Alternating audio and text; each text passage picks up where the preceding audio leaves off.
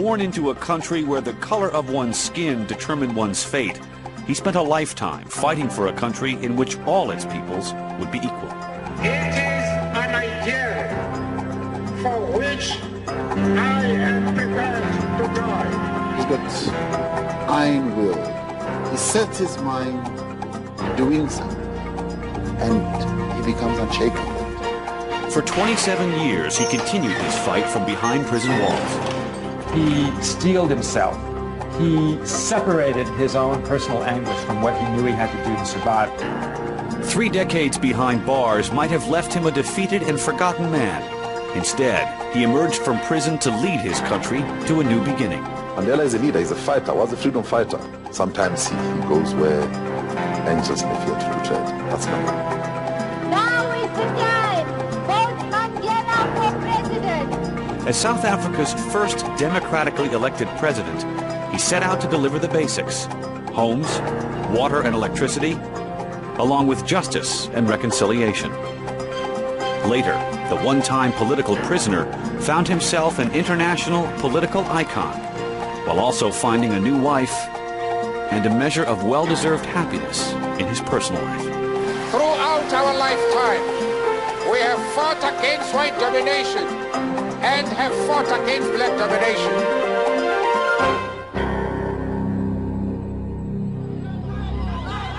February 11th, 1990, a remarkable sight.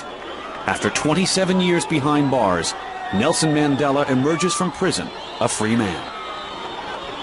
He had dedicated his life to the struggle to end the domination of one race by another, and his release promised an entirely new chapter in South Africa's history. It had been a long journey to this moment, a journey that had begun in a remote corner of this beautiful land.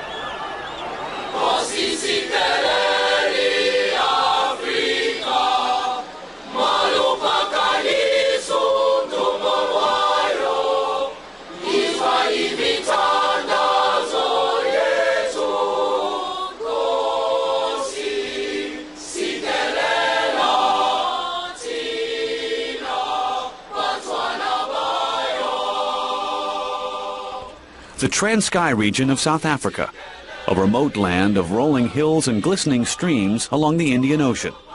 Here, on July 18, 1918, Nelson Mandela was born into African royalty. His father, a tribal chief, named his son Roli Shasha, which means troublemaker. The world of the young boy was a completely African one, unchanged for hundreds of years. He was raised in a world apart. It was basically an African world. He didn't grow up amidst whites and have the feeling of inferiority that a lot of Africans do, because his whole world was the world of his mother and father, this world of his village. It was a ritualistic society. Families mattered. He was a herd boy. He went out and herded cattle in the morning. He drank milk from the cow's udders. It was the most simple kind of existence you can imagine. His father was wealthy by local standards. He had enough cattle to pay for 4 wives, who bore him 13 children. His third wife, Roli Shasha's mother, lived in a neighboring village, and there the young boy spent his early childhood. It was an idyllic world. I mean, he would stick fight with the other boys, and he was a great stick fighter. They would steal mealies or corn in the evening and roast it under the stars. But there was a whole other world beyond his village, a white world that the young boy knew only well enough to fear. He regarded whites as a boy as kind of gods that came from some other place that he didn't know about, and occasionally visited them, and he looked on them with great awe and fear, because he saw the way the elders and even the way his father related to whites, and he knew, the way children know, that there was something going on here that was a little bit frightening to him and daunting. Roli Shasha was just 7 when this white world had its first great impact on him. His black village teacher decided he'd need a name better suited to a white society. His first day in school, he was asked his name, and he said, well, my name is Roli Shasha Mandela, and the teacher sort of shuddered a bit and said, oh, well, I'll call you Nelson. He went home that night and he told his mother that his new name was Nelson. And his mother never was able to even say it, much less call him that. But in school and in the white world, was thenceforth known as Nelson. The idyllic life of a village child ended abruptly for Nelson when he was just 9. His father died, and he was taken from his mother to live at the Great Place under the guardianship of the regent, the ruler of the Tembu people. Here, he would be groomed for leadership. It was like the Emerald City to him. It was Oz. It was fantastic. It was beyond all of his imaginings how grand this place was. This is where the king lived, the regent lived. And he went there and he was, astonished by the grandeur of it. The Great Place was the center of life for the Tembu people. When issues needed to be resolved, chiefs from the outlying areas would gather here for meetings with the regent. Nelson watched these in great wonderment and awe, because all of these chiefs were very grand men, they were very articulate, they were very strong, and they would have this meeting, and each of them would speak in turn. And many of them criticized the regent very harshly, and Nelson, as a boy, was amazed by this, and to him it became a symbol of what democracy is really like. The regent reared Nelson as his own son and groomed him to be an advisor to the next king. For his education, Nelson was sent to an elite boarding school. When Nelson finished boarding school, he was sent to Fort Hare University, the Harvard of Black South Africa. Here, he faced his first moral dilemma. He had been voted to student office in elections he considered unfair. When he refused the position, he was expelled. The issue was not of great note, but Nelson saw it as a matter of principle and would not budge. His stubborn determination to follow his sense of right would characterize him for the rest of his life. The 21-year-old Nelson now returned to the Transkei to discover that the regent had arranged a bride for him. Nelson was shocked. He was not ready for married life, nor was he willing to marry a local girl. So he ran away to Johannesburg.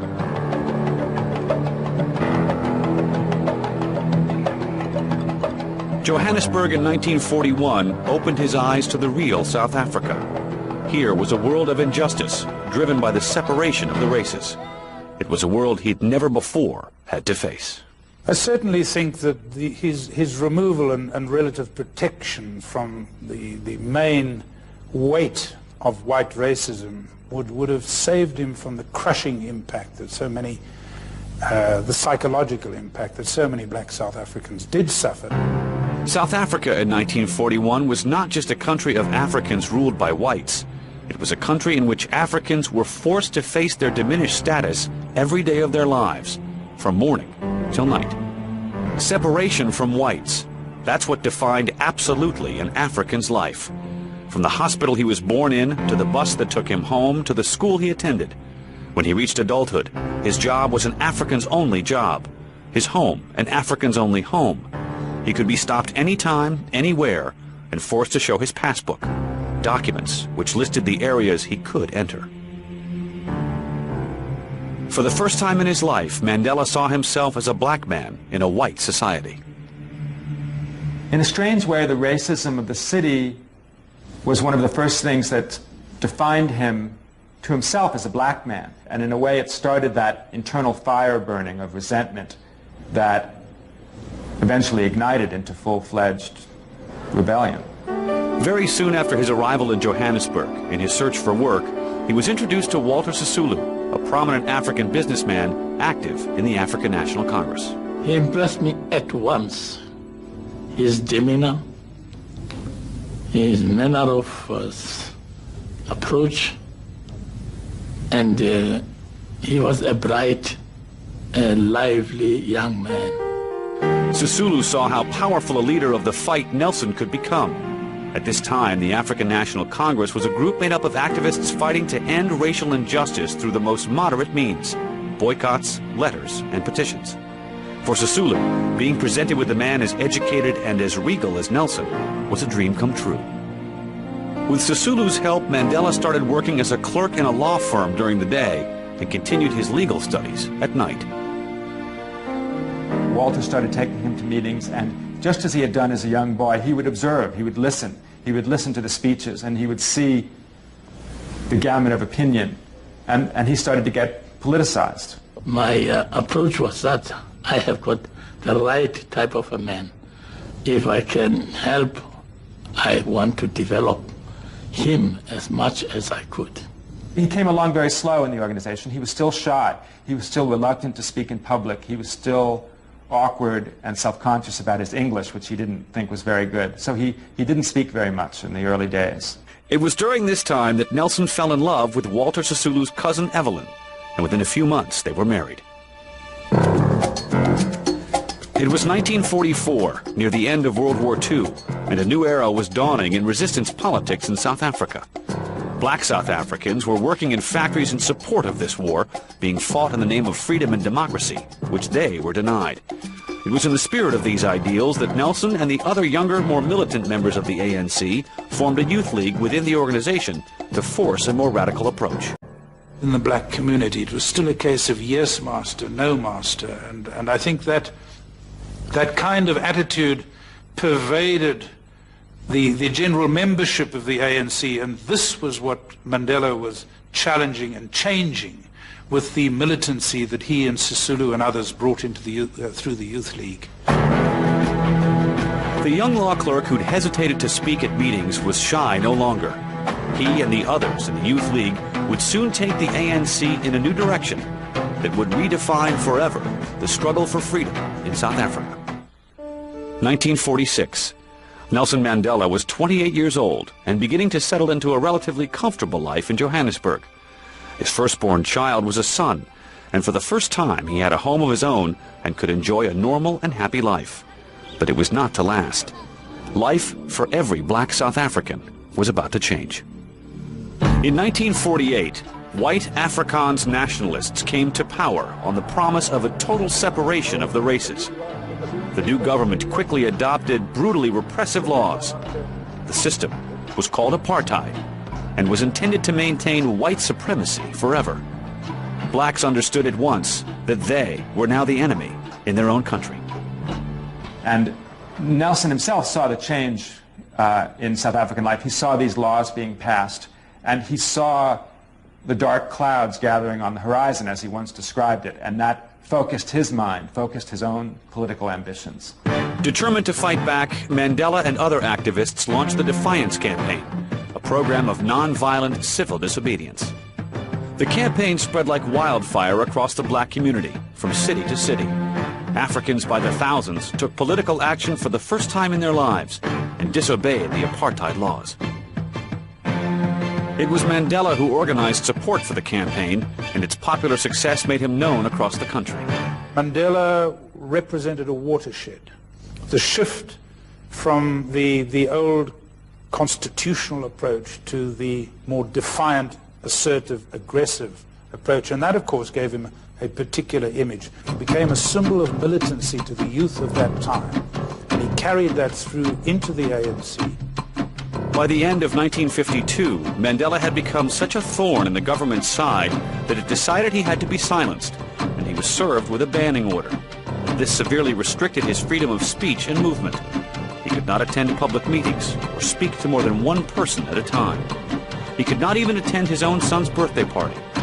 From this point on, Mandela would have to continue the fight from behind the scenes. But the first to suffer from the rising pressure was his family. He tells the story of how on those rare nights that he was home to tuck his children into bed, his son might say, "Daddy, why aren't you home more? Why aren't you tucking us in every night?" And he would have to say these terrible, horrible words, as he described it, which is that there are hundreds of thousands, millions of other children in the world, and I have to be concerned about them as well. Mandela was fighting apartheid not just politically, but professionally. He and his friend Oliver Tambo opened the only black law firm in South Africa. This was the mecca for every black person in South Africa who had any legal problems. There was just this one law firm, and people looked up to Mandela and Tambo. And to get into his office every day, he had to walk over dozens of people who were just waiting in the hallways to see him. Oh, he was the best-dressed young man among all of us. He walked tall, and he cross-examined with the witnesses with great confidence. This upset some of the magistrates that he appeared before. But Mandela faced as much racism in the courtroom as he did on the streets of Johannesburg. He had white witnesses for cross-examination who refused or tried to refuse to answer questions from a black man who'd never been asked a question by a black man, never had been in an adversarial relationship with a black man, where a black man actually had some authority over them. That was revolutionary in those days. Meanwhile, the government continued to ruthlessly impose apartheid and crush any opposition. Whole communities were forced out of their homes, sometimes at gunpoint, and relocated to barren lands outside the cities. But as the repression increased, so did Mandela's will. As he saw the national power tightening the screws on life in South Africa, he realized that there was no exit for him. This was his destiny, and things would only get worse on the political front. He couldn't get out now, and he didn't want to. 24 hours a day, Mandela was fighting apartheid every way he could. His whole life had become consumed with the struggle. Then in December of 1956, the state finally made its move. In a nationwide sweep, police arrested Mandela and 155 other activists and charged them with high treason. Nelson's arrest, on top of his unending political work, was more than his wife Evelyn could bear. After 12 years of marriage, she left him. Alone now, Mandela stood trial for treason, and it would take 4 long years before he was found not guilty.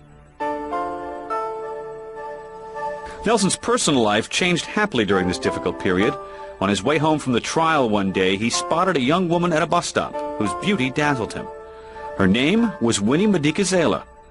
He managed to wrangle a date with her, and by the end of the date, he decided to marry her.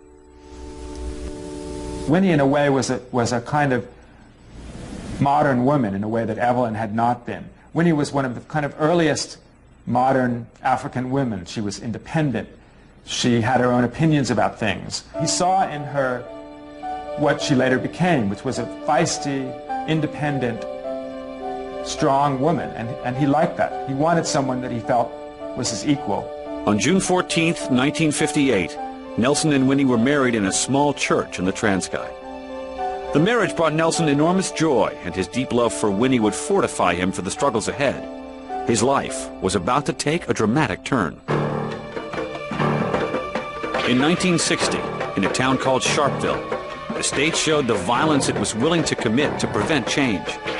At a protest, South African police fired more than 700 times into a crowd of black men, women, and children. 69 people were killed. Rioting quickly erupted throughout the country. The government declared a state of emergency and outlawed the African National Congress. Combination of this massacre and the banning of peaceful resistance was really the watershed point at which the ANC, led by Mandela at that point, not that he was not yet the leader of the organization, but it was his thinking led the organization to adopt a strategy of guerrilla violence. With the African National Congress outlawed, Mandela now went underground. One day he was a public figure, by the next he disappeared. When Mandela went underground, of course, it added to the romantic image of the man. He became very much the idol and the glamorous figure, the heroic figure to the young black South Africans particularly. I mean, they were electrified by his name from that point onwards.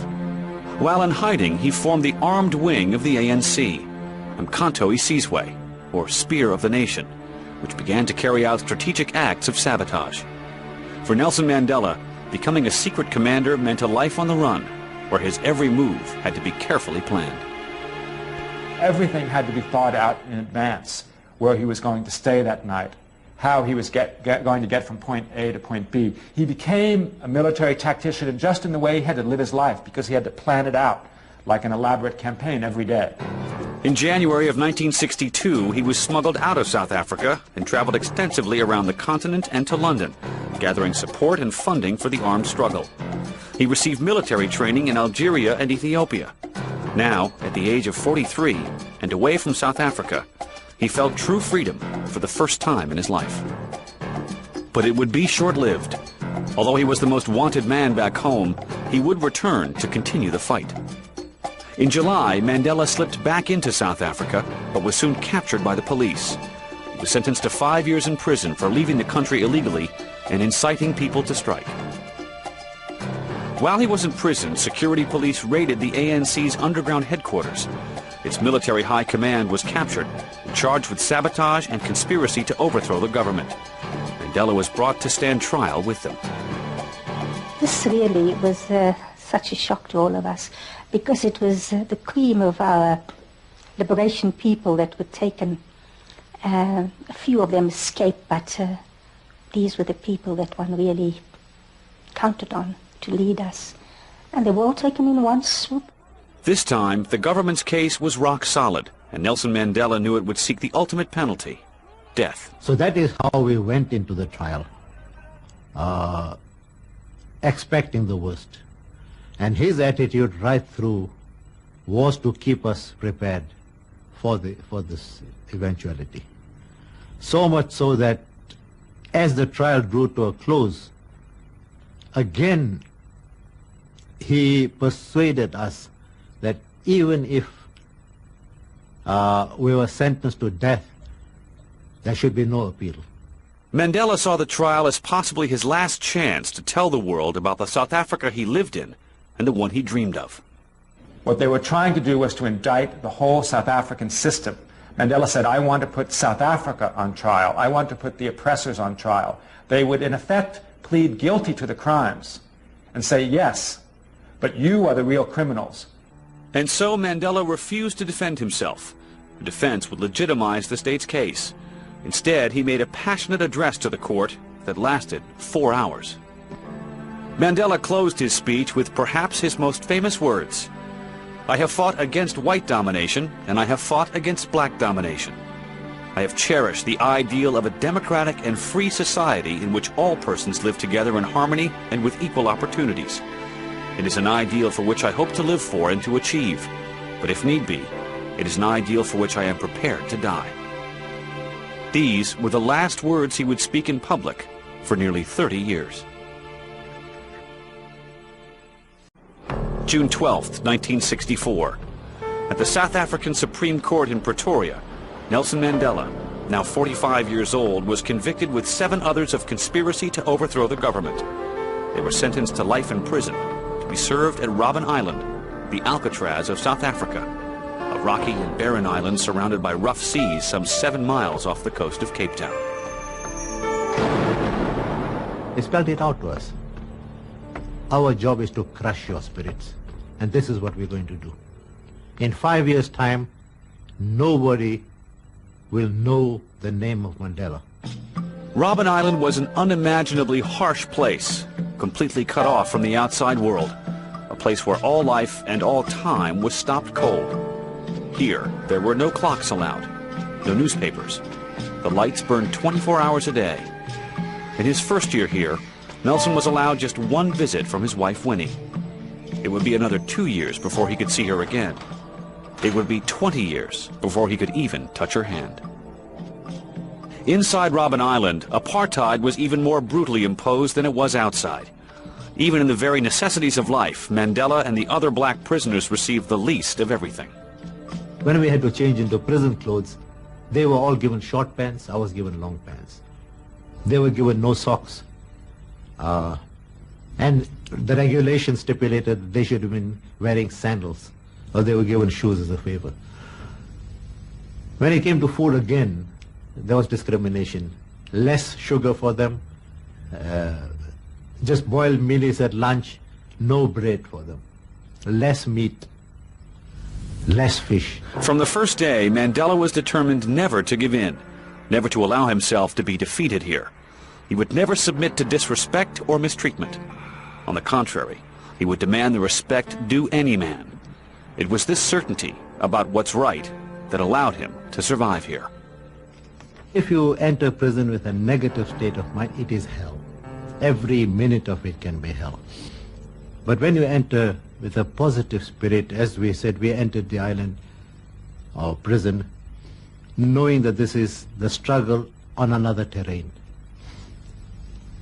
It was hard, and they did everything to crush our spirits. They failed. One place Mandela and his fellow prisoners took their stand was at the limestone quarry. Every day, for 13 years, they were marched here, and from morning till night, under the brutal sun, they would do the back-breaking, blistering work of crushing rock. But they also made clear here how they would and would not be treated. We wouldn't run. We'd never call them boss. we'd work at the pace which we could work at. We are not going to kill ourselves working. When they demanded that when we are breaking stones, we should have a bucket full of stones, we said we'll do what we can. Once they realized we were determined to do that, there's no way in which they can push us. They had to talk to us. They recognize leadership, which is usually a difficult thing in jail. They now recognize that Madiba Nelson was the leader. Mandela's behavior astounded his guards. They'd never been confronted by a prisoner with such dignity and self-assurance. That this was someone black as well was dumbfounding. But over the years, Mandela's demeanor succeeded in changing their attitude towards him. With Nelson Mandela, there came a time when they realized that, look, let's not touch this man. It seems like taboo. The respect started mounting. But not out of a myth, out of Mandela's conduct. He would try to shake the hand of a warder in the morning. He will say, "Goeiemorgen, good morning." He will ask about your children. He would inquire after their wives. They came to fear this person. They came to respect this person. But they came to love Nelson Mandela. And he came to forgive everybody. He was never defeated, no. Depressed he might have been the fact that he was away from his family, his children, didn't ever see them grow up, and I think that was very sad for him. The hardship of being away from his family became almost unbearable when his oldest son, Thembi, died in a car accident in 1969. Nelson was not permitted to attend the funeral. Later, he would say that Thembi's death left a hole in his heart that could never be filled. Outside, Winnie Mandela was still fighting against apartheid and being persecuted for it. This was a cause of great anguish for him. His children had to be sent away to school. They had no money. Winnie was banned and living away from the children. This really tortured him. Nelson and Winnie had been married for just 6 years when he first went to Robben Island.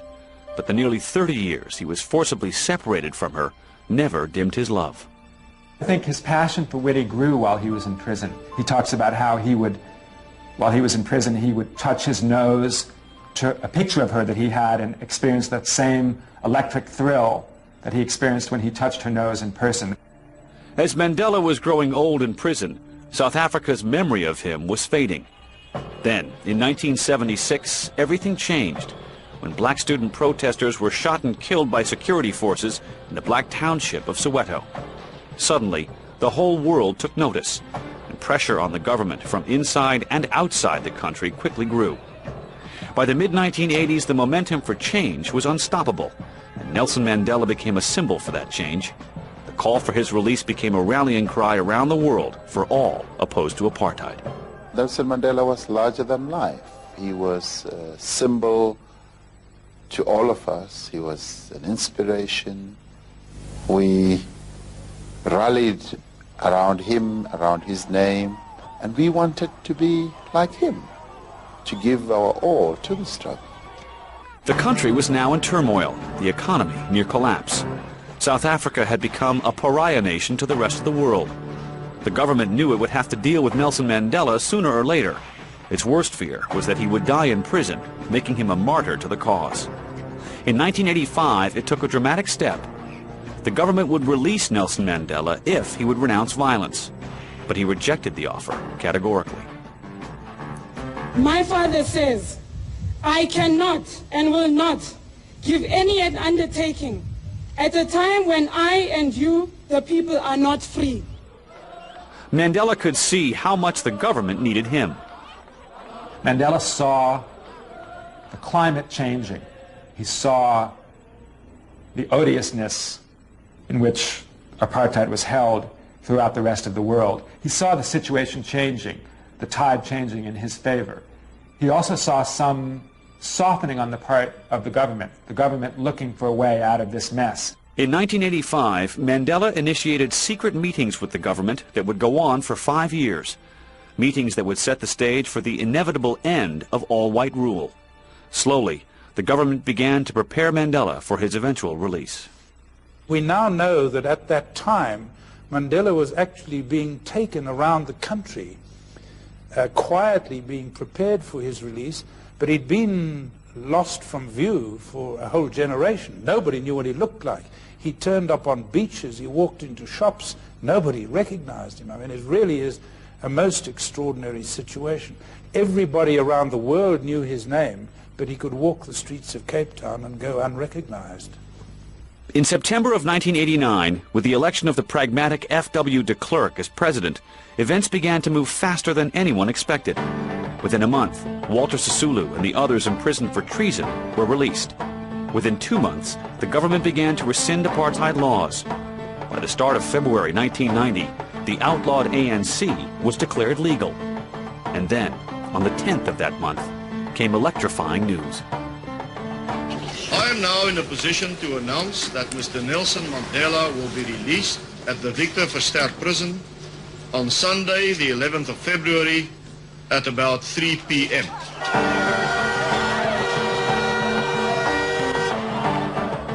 The atmosphere in the country that night was unimaginable. The next day, the most famous man in South Africa, but a man unseen for nearly 30 years, would emerge into the public light to change the nation's history. The moment had finally arrived. February 11th, 1990. After nearly 30 years, Nelson Mandela, now 71 years old, was at last a free man. It just seemed like spring was happening in the middle of winter. Our people, I think, felt, hey, well, God, yes, loves us, man. God has heard us, and it's happening. And we are going to enter the promised land. The country exploded in celebration. In Cape Town, more than 500,000 supporters, black, white, young and old, packed the central square to hear him speak for the first time in nearly 3 decades. Amandla!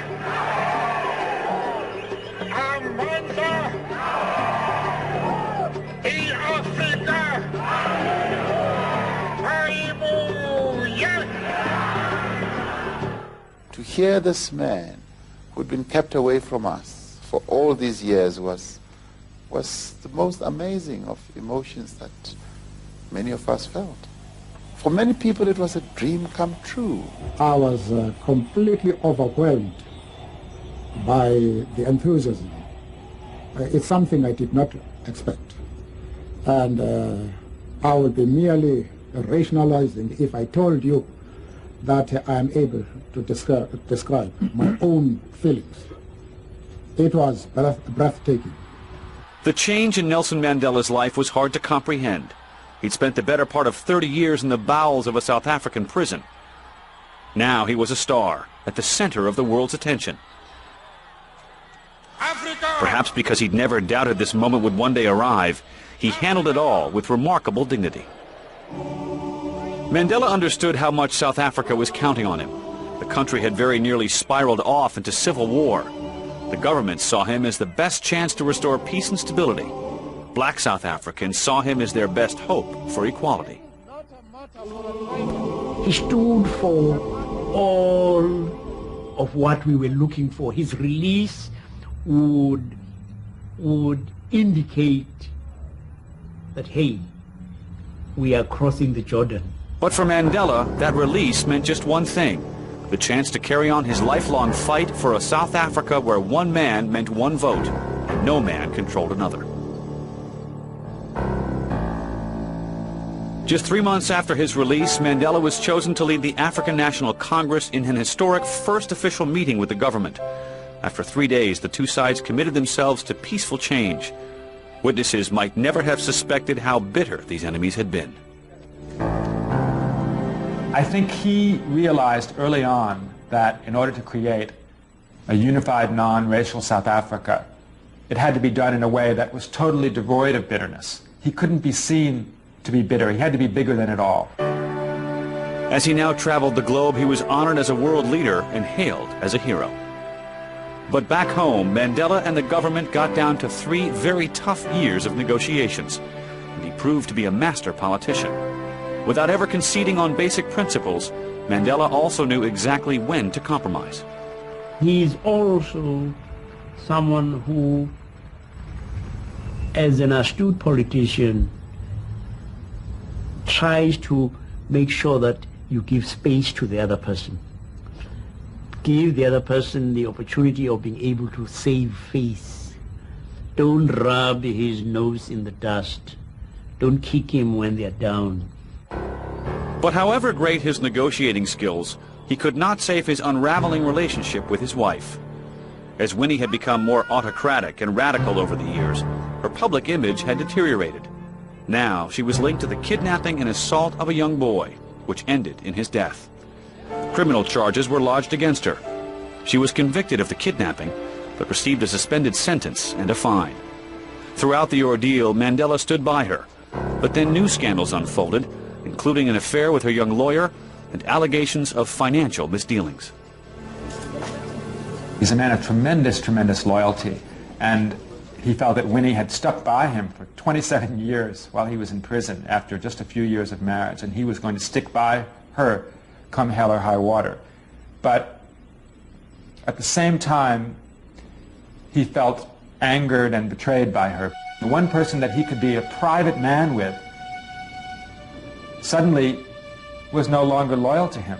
Despite his profound feelings for Winnie, Mandela was left with no choice. He announced that he would leave her. For so long and deep a love to end this way was devastating. I part from my wife with no recriminations. I embraced her with all the love and affection I have nursed for her, inside and outside prison. Ladies and gentlemen, I hope you'll appreciate the pain I have gone through. But however acute his pain over Winnie, he was achieving remarkable gains on the political stage. South Africa's first free elections were set for April of 1994. For the first time in more than 300 years since the nation was born, black South Africans would have the power to choose their rulers. Mandela had been fighting the official racism of South Africa nearly his whole life, and he won from the government far more than anyone had ever expected it to concede. He's got iron will, if you want to know what makes him tick. He sets his mind on doing something, and he becomes unshakable. We would never have been able to negotiate the end of apartheid without Nelson Mandela. His tremendous achievement was acclaimed by the world. In December of 1993, he won the Nobel Peace Prize, together with South African President F.W. de Klerk. But there was no time to bask in the glory. Nelson Mandela was now the ANC's candidate for president, and at the age of 75, he would lead his party in its first election campaign. One Mandela! One president! His energy seemed boundless as he crisscrossed the country. To many, he appeared to be a man half his age. At last, Election Day arrived. On April 27, 1994, millions of black South Africans cast their ballots. In some areas, voters stood in line in the hot sun for up to 3 days to exercise this extraordinary new right. To no one's surprise, the African National Congress emerged victorious, with Nelson Mandela at the helm. I think he never doubted that the ANC would be the government someday. I know that sounds almost delusional, but that was part of his strength, his great belief in himself, his great belief in the organization, and his great belief in the inevitability of the cause. On May 10, 1994, Nelson Mandela took the presidential oath of office in Pretoria, once the very bastion of white power. Never, never, and never again shall it be that this beautiful land will again experience the oppression of one by another. Let freedom reign. God bless Africa. From herd boy in the Transkei to prisoner to president, Nelson Mandela now promised South Africa a new beginning. In May of 1994, Nelson Mandela had become president of South Africa in a landslide. Now he faced the enormous task of reconciling the people of his divided country and fulfilling the hopes of the vast black majority. The slogan for Mandela's presidential campaign had been "A better life for all," and his administration set about to deliver new homes, water, and electricity.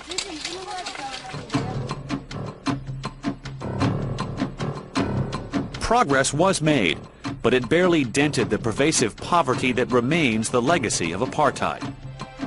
5 years of Mandela could not erase 300 years of oppression. The political deal with the old order that brought Nelson Mandela to power kept the white business community in effective control of the country's resources.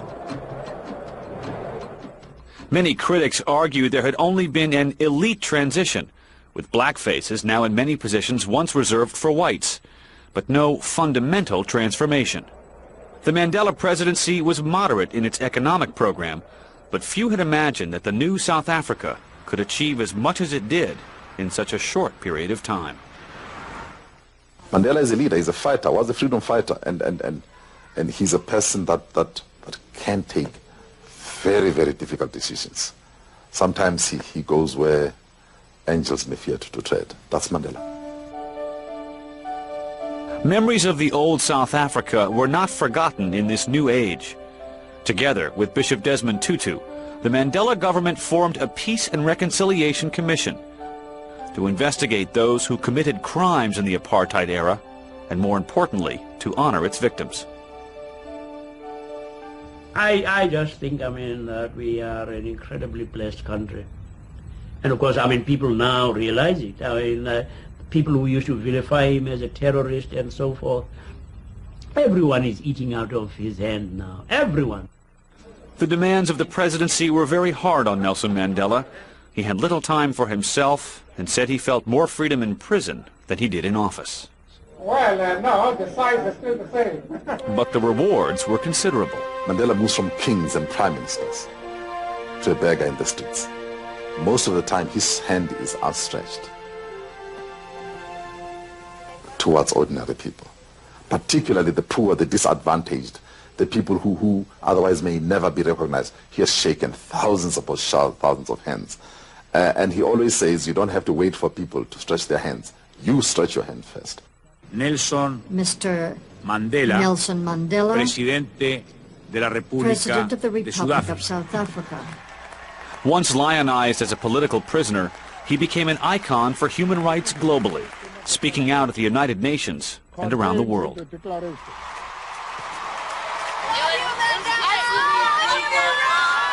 He was cheered wherever he went.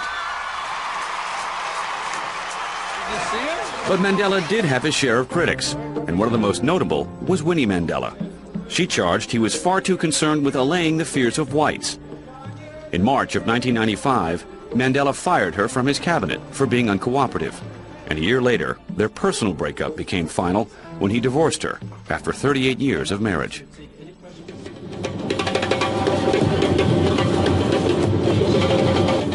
As South Africa recreated itself, Nelson Mandela found a new love and new wife in Graça Machel, a leader from Mozambique respected globally as an advocate for children.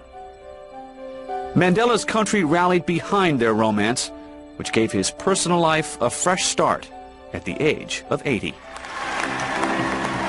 He also gave South African politics a fresh start. He supported the candidacy of his deputy president, Thabo Mbeki, a leader of the African National Congress, to succeed him. But when Mbeki took a controversial stand on AIDS, Mandela disagreed and spoke out against the stigma. We need to break silence. He championed the cause of AIDS orphans, like Nkosi Johnson, who became a symbol of the struggle against HIV, just as Mandela had earlier been the symbol of the freedom struggle. I think Mandela leaves a very, very powerful legacy that is a sort of foundation stone for the new society. It may fade, it may go wrong, but I think that he's certainly given us a great opportunity. This country could have ended in a bloodbath, except for the man who has suffered more than anybody else, stepping out of prison and saying, I have no bitterness. One of the great lessons of Nelson Mandela is a lesson about courage, both physical courage and moral courage. He was frightened. He was frightened many times throughout his life, but he would never show it. He triumphed over his fear by realizing that as a leader he had to show courage. And that is one of the great lessons that Mandela has to teach us. He held this country together when we could have been blown to smithereens. He gave us freedom. Today's South Africa is an unimaginably different place than it was years ago. Then, it seemed a very real possibility that the country might end in bloody self-destruction. That it didn't. That a man imprisoned for his politics for half his life should be the one to bring about peace is one of the more remarkable stories of the 20th century. Throughout our lifetime, we have fought against white domination and have fought against black domination. We intend to remain true to this principle to the end of our days.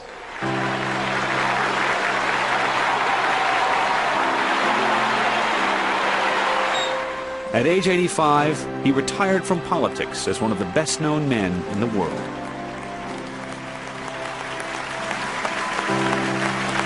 Nelson Mandela had defied his jailers and oppressors. He gave the world gifts that few others could. Hope, love, joy, a new beginning, and truly a better life for all.